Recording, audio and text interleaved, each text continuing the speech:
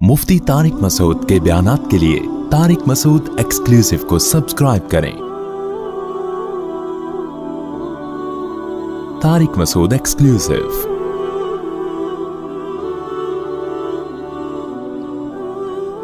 तो हजरत मुफ्ती मोहम्मद शफी साहब रहमहुल्लाह से जब वो बैत हुए ना, तो हजरत ने क्या फरमाया, अपनी जबान को क्या लगा लो, ताला।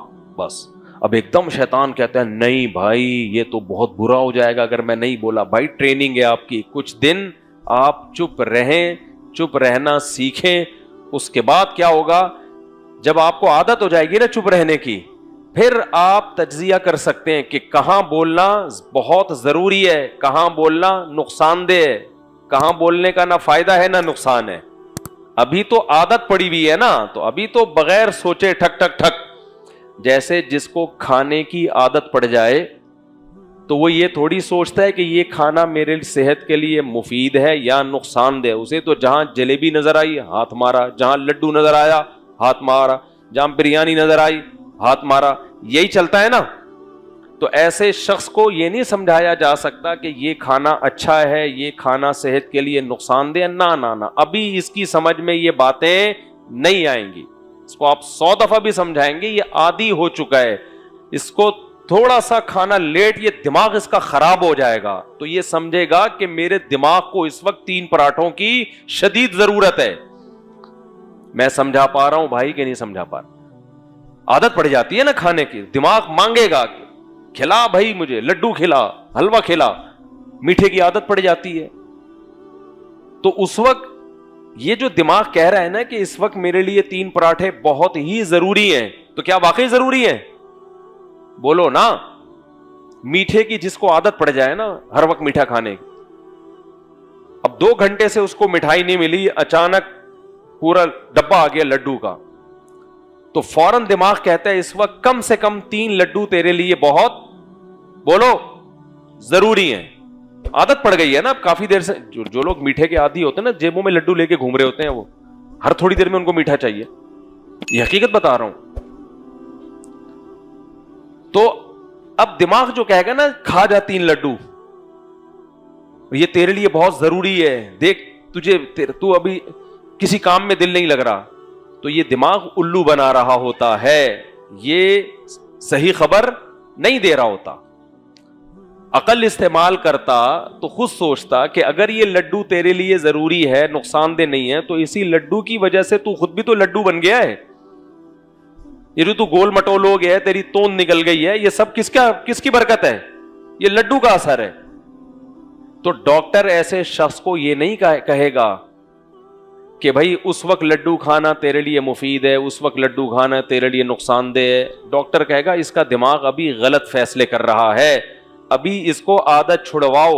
डॉक्टर कहेगा तू इस बहस में नहीं पड़ कि किस वक्त लड्डू खाना फायदेमंद है, किस वक्त लड्डू खाना नुकसानदेह। फिलहाल तू हमेशा के लिए ये 20-21 दिन के लिए कम से कम लड्डू छोड़ दे, लड्डू के अलावा कुछ और खा लिया कर, लड्डू नहीं खाना तूने। मैं समझा पा रहा हूं भाई? तो फिर जब 20-21 दिन ये छोड़ेगा ना और आदत खत्म हो जाएगी, फिर जब इसका दिल मीठा खाने को करेगा तो वो वाकई बॉडी की नीड होगी। और आसान मिसाल देता हूं यार, क्या करें, मिसालों से ही बात समझ में आती है। मिसालें मसाले की तरह होती हैं, जितना डालोगे ना मसाला उतना टेस्ट ज्यादा होता है। तो अल्लाह ने भी कुरान में मिसालें बहुत दी हैं, इसलिए भी मैं मिसालें बहुत देता हूं कि मिसाल बात को समझाने में, जैसे मसाले खाना हजम करने में मुआविन और मददगार होते हैं, बशर्ते के सही मसाले हों। तो मिसाल भी अगर सही हो तो वो बयान हजम करने में मुआविन और मददगार। सिगरेट को देख लो या चरस को देख लो, जो शख्स चरस पीता है, चरस का आदी है, उसको जब चरस ना मिले तो उसका दिमाग कहता है कि चरस तेरे लिए जरूरी है, क्योंकि तेरा किसी काम में दिल, बोलो, नहीं लग रहा। तू पिएगा दिमाग एक्टिव हो जाएगा, तू ये भी करेगा वो भी करेगा, नहीं पिएगा तो देख किसी काम का, बोलो, नहीं है। तो आपका क्या ख्याल है, दिमाग सही फैसला कर रहा है? ऐसे पागल को कहा जाएगा बेवकूफ।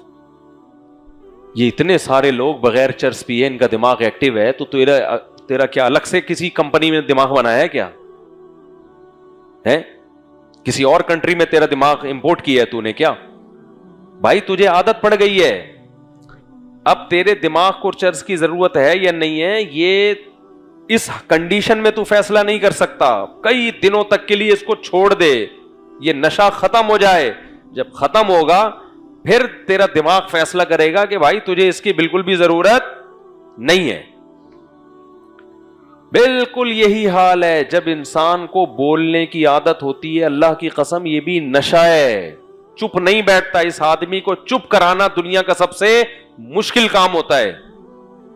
اس کا حل یہ ہے کہ اس کو بولا جائے تو نے نہ صحیح بولنا ہے نہ تو نے غلط.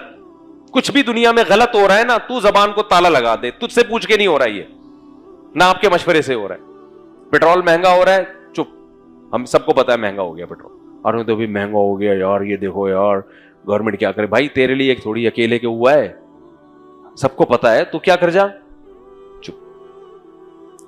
کوئی بھی چیز چل رہی ہے نا, چپ کر جاؤ, بس اپنے کام سے کام رکھو. جب چپ رہنے کی عادت پڑے گی سکون ملے گا, بہت ساری مفید کاموں کی طرف دماغ جائے گا پھر آپ کا. اب سب سے بڑی بات اپنی اصلاح کی طرف. جو ہمیشہ دوسروں کے عیب تلاش کرتا رہتا ہے, وہ ایسا وہ ایسا وہ ایسا, سب سے بڑا سائیڈ ایفیکٹ کیا ہے, وہ اپنے آپ کو بھول جاتا ہے. جب آپ خاموش رہیں گے آپ کو اپنے عیب آپ کے سامنے آنا شروع. صوفیاء کرام یہ بھی مجاہدہ کرواتے تھے, لوگوں سے ریلیشن بھی ختم کرواتے تھے ایسے لوگوں کا. ہمیشہ کے لیے نہیں, کچھ وقت کے لیے لوگوں سے بھی نہ ملو, صرف السلام علیکم, وعلیکم السلام, کیا حال ہے, طبیعت ٹھیک, نائس ٹو میٹ یو, اپنا خیال رکھیے گا, السلام علیکم. ٹائم نہیں ہے بھائی.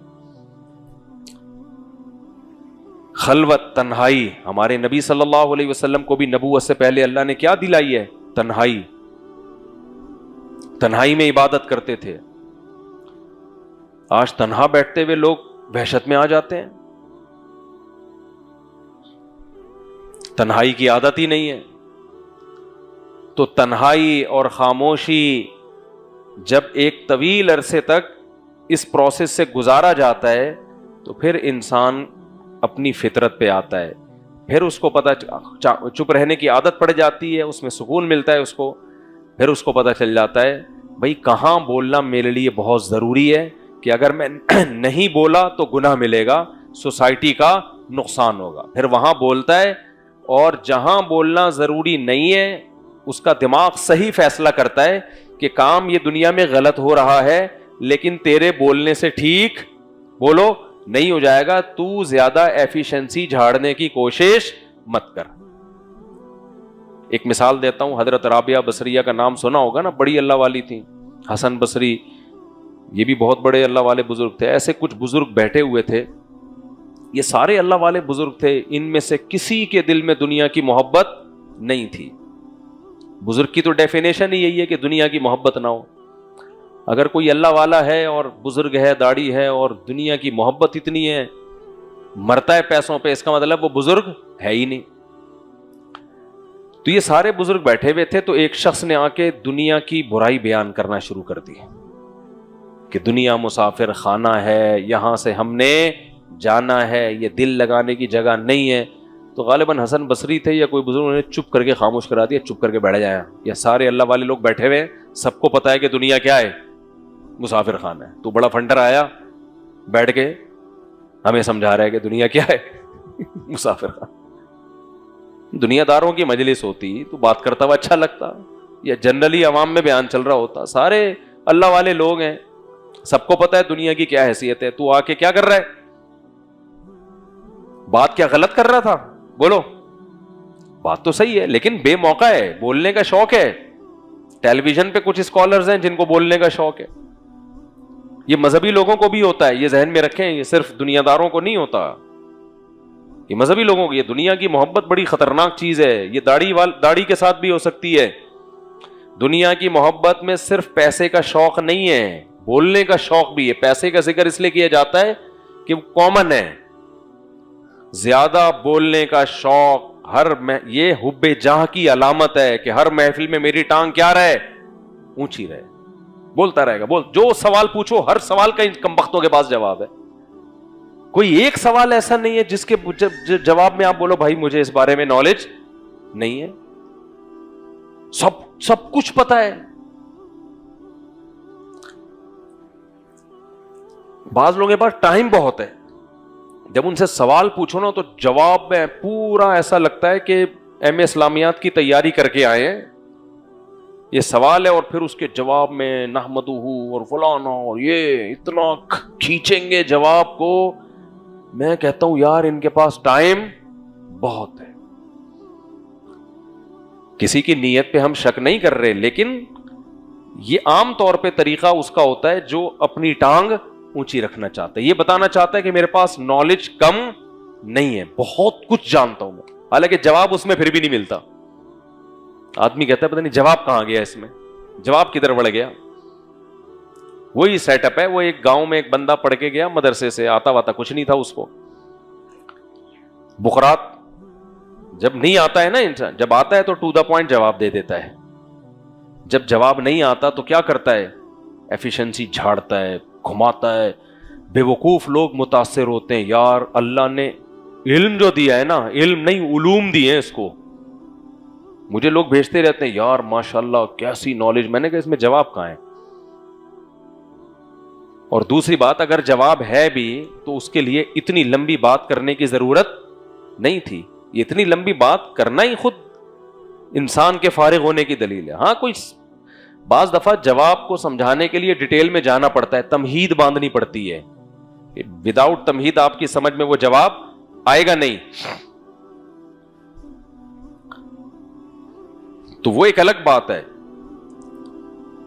تو وہ یہ میں اس کی مثال سے سمجھاتا ہوں. ایک بندہ جو خام خواہ میں جواب کو طول دیتے ہیں نا, ٹو دا پوائنٹ بات نہیں کرتے, تو ان کی مثال ہے, وہ مدرسے میں ایک بچہ پڑھنے کے لیے آیا تو پڑھا بڑا تھا نہیں, اس نے کھیلتا کودتا رہتا تھا. جب عالم بن کے گیا ہے تو اس نے اپنے ٹیچر سے پوچھا کہ لوگ تو مجھ سے مسائل پوچھیں گے, مجھے تو آتا واتا کچھ بھی نہیں,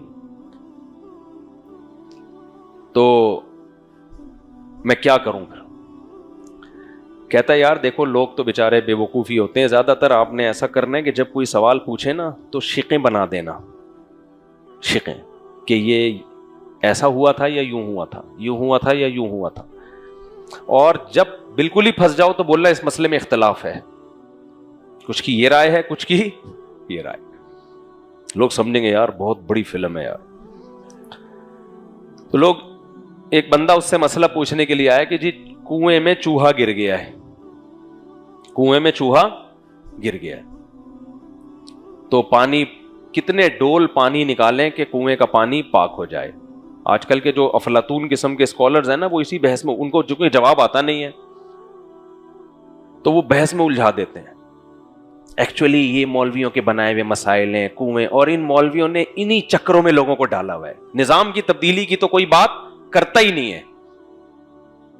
ابے میرے بھائی جب تو نظام تبدیل کرے گا تو کیا چوہے کنویں میں گرنا بند کر دیں گے کیا؟ جب نظام جب تبدیل ہوگا تو بھی تو یہ واقعات ہوں گے, کبھی چھپکلی ٹینک میں گر کے مرے گی, کبھی کنویں میں گر کے مرے گی. تو وضو کرنے والے مسئلہ تو پوچھیں گے نا کہ نظام تو تبدیل ہو گیا ہے, یہ خلافت عثمانیہ دوبارہ بحال ہو گئی ہے, تو ارطغرل دوبارہ واپس زندہ ہو کے آ گیا ہے, تو اب یہ بتائیں کہ اس پانی سے وضو جائز ہے یا نہیں ہے. مسلک تو چینج نہیں ہوگا نا, ابھی تو نظام کیا وہ مسئلہ پوچھ رہا ہے اس کا جواب دو. اکثر میں نے جو لبرل قسم کے اسکالرز ہوتے ہیں نا, جب ان سے کوئی مسئلہ پوچھو بس یہ مولویوں نے انہی چھوٹی چھوٹی باتوں میں لوگوں کو لگا دی. ہوا نکل جائے تو وضو ٹوٹ جاتا ہے, اور پانی میں چوہا گر جائے تو اتنے ڈول نکالو, بلی گر جائے تو اتنے ڈول نکالو, کتا گر جائے تو اتنے ڈول نکالو. بھائی مسئلہ تو ہے نا, آپ بتا دو کتنے ڈول نکالو, پھر نظام تبدیل کرنے میں لگا ہوا ہے. یہ بتا دوں میں آپ, پاکستان میں جس نے کچھ بھی نہیں کرنا نا, وہ پتہ ہے کیا کر رہا ہے, سسٹم کو تبدیل کرنے کی کوشش کر رہا ہے. سمجھ لو کہ یہ کچھ بھی نہیں کرنا چاہتا. سسٹم تبدیل کرنے کے بہت سارے شعبے ہیں, تبدیل کی کوشش کرنی چاہیے. کیسے کریں گے آپ؟ افراد پہ بھی محنت ہوگی, عدلیہ پہ بھی محنت ہوگی, فوج پہ بھی محنت ہوگی, تعلیمی نظام آپ تعلیمی ادارے بنائیں گے تاکہ آپ کے اسکولوں سے پڑھ کے لوگ اچھی اچھی پوسٹوں پہ جائیں. ماحول ان کو کون دے گا بھائی؟ تبدیلی تین طرح سے آتی ہے, آرمی ہے, فوج ہے آپ کی, عدلیہ ہے, بیوروکریسی, اور سیاستدان ہے. یہی ہے نا. सियासतदान के लिए तो जरूरी है कि स्कूल में ना गया हुआ हो, वो पढ़ा ही ना हो स्कूल में, लिहाजा उसके लिए स्कूल बनाने की 4 तबके हैं ना जो मुल्क को चलाते हैं। भाई सियासतदान है, फौज है, अदलिया है और ब्यूरोक्रेट्स हैं, ये 4 लोग चलाते हैं ना मुल्क को। तो इनमें जो सियासतदान है उनका स्कूलों से कोई ताल्लुक बोलो नहीं होता, बिल्कुल कोई दूर दूर का भी ताल्लुक। तो उनके लिए तो तालीमी निजाम की आपको जरूरत है ही नहीं, और वो हमारे कंट्रोल में है भी नहीं, वो सिस्टम के तहत चलते हैं। फूंको वाली सरकार फूंक लगाती है, यूं जो नीचे जा रहा होता है वो एकदम ऊपर आ जाता है, वो हमारे कंट्रोल में नहीं है। उसके लिए फूंको वाली सरकार पे मेहनत करनी पड़ेगी आपको कि वो सही फूंक लगाएं। समझते हैं कि नहीं समझते? तो ये जितनी सरकारें, बाकी जो 3 सरकारें हैं, फौज है, अदलिया है, ब्यूरोक्रेट्स हैं, ये तालीमी निजाम से होके बोलो ऊपर जाते हैं। ये तालीमी निजाम, तो तालीमी निजाम जिन लोगों के हाथ में है वो सेकुलर और लिबरल लोग हैं। तालीम बुरी कहीं भी नहीं होती दुनिया में। जिस माहौल में तालीम दी जा रही होती है वो माहौल आपको बिगाड़ता है। मुसलमान, ये जो मेडिकल साइंस है इसमें बहुत ज्यादा तरक्की की किसने? मुसलमानों ने। आज जितनी जो मेडिसिन है ये तो वही मुसलमान हकीमों की जो मेहनत थी, उन्हीं दवाओं पे रिसर्च होके बहुत सारी मेडिसिन बनी है। लेकिन पहले जमाने में आप मुसलमान डॉक्टर को, जिसको हकीम कहा जाता था, और एक आलिम को, उसके गेटअप में आपको कोई फर्क नजर बोलो नहीं आएगा। लेकिन वही मेडिकल साइंस जब गोरों के हाथ में गई है, फिर मुसलमान जब वहां से पढ़ के आया तो पी भी रहा है और सिगरेट के धुएं नाक से भी और मुंह से भी निकाल रहा है। भाई वही मेडिकल साइंस जब मुसलमान पढ़ाते थे तहज्जुद गुजार पैदा होते थे, समझते हैं ना? वही मेडिकल साइंस जब गोरा पढ़ा रहा है तो एथियस्ट पैदा हो रहे हैं, शराबी पैदा हो रहे हैं। मैंने अपनी जिंदगी में पहला शराबी जो देखा वो डॉक्टर साहब थे। मुझे नहीं पता था शराब वराब क्या होती है। पहला जो मैंने शराबी अपने मोहल्ले में देखे ना, वो क्या थे? मोहल्ले के सबसे अच्छे डॉक्टर थे, वो सब इलाज कराते थे उनसे। हालांकि ना उनका भाई शराबी, ना उनका अब्बा शराबी, ना उनकी अम्मा शराबी, एक अच्छे खानदान से थे, लेकिन शराब पीते थे। और हमें पता कैसे चला शराब पीते हैं? एक दिन बहुत स्पीड के साथ गाड़ी में आ रहे थे, भाई लग रहा था कि रास्ते में जो आएगा उड़ा देंगे। अब किनारे पर एक तरफ तो आप देखें कि इतनी स्पीड से कि उनको परवाह ही नहीं, कोई बंदा बीच में आ, शुक्र है कोई बच्चा नहीं आया रोड पे, वरना उड़ा देते उसको। दूसरी तरफ कौम की खिदमत का जज्बा आप देखो, एक गटर के ढक्कन के ऊपर ना पत्थर रखा हुआ इतना बड़ा, वो साइड पे है, वो किसी को कुछ नहीं कह रहा। गाड़ी स्पीड से लेकर गए आगे, रिवर्स की, रोकी और वो ढक्कन उठा के किनारे पर रख दिया कि किसी को ठोकर ना लग जाए। हम हैरान थे कि यार ये इतना नेकी का जज्बा इनमें कहां से आया कि जिस पत्थर के से ठोकर लगने का दूर दूर का भी इम्कान नहीं है उसको भी साइड पे रखो। और इतना भारी पत्थर वो आम आदमी से उठता नहीं था, वो किनारे पे लगा दिया और खुद ऐसे ड्राइव कर रहे हैं कि लग रहा है कि 2-4 बंदे मारेंगे डॉक्टर साहब। मैं बहुत छोटा था उस वक्त, मेरी उम्र 10-11 साल होगी। मैंने पूछा भाई ये क्या है? तो उन्होंने कहा डॉक्टर साहब ने ना पीवी है, लड़कों ने बताया। ये क्या है? पीवी है इन्होंने। तो मैं हैरान हुआ कि ये तो बड़े एजुकेटेड आदमी है, शराब का हमने सुन रखा था बुरी चीज है, हराम है, हर जगह यही सुना, तो ये ऐसा काम कर रहे हैं। ये कोई चरसी करे, हीरोइनची करे, कोई जाहिल आदमी करे, समझ में आता है? डॉक्टर साहब। अब उसकी बात, अब वजह समझ में आई। भाई बात यह है कि जो माहौल यूनिवर्सिटियों में, तो अब शराब वराब दूर की चीज है, अब तो डायरेक्ट आइस ले रहे हैं। और अब देखें, अब तो मेडिकल साइंस के जो मेडिकल कॉलेज नहीं, अब तो अल्हम्दुलिल्लाह अल्लाह ने हमें बड़ी तरक्की दी है। हमारी जो यूनिवर्सिटियां हैं, यहाँ भी चर्स पी नहीं है अल्लाह के फजल से, बड़े अच्छे अच्छे घरानों की लड़कियां हैं और हीरोइन बट रही है, चर्स, आइस और ऐसे ऐसे नशे हमने कभी उनके नाम भी नहीं सुने। लोग बता रहे होते हैं मुफ्ती साहब, वो उस पर एक दिन बयान कर दें, पता नहीं क्या है यार, मैं तो अल्लाह का शुक्र है नहीं आते हमें नाम। एक चीज आ रही है, भाई ड्रग्स तो एक आम होता है ना, बहरहाल अब मुझे जहन में नहीं आ रहा, अच्छा नहीं आ रहा, वरना जाके सर्च करेंगे।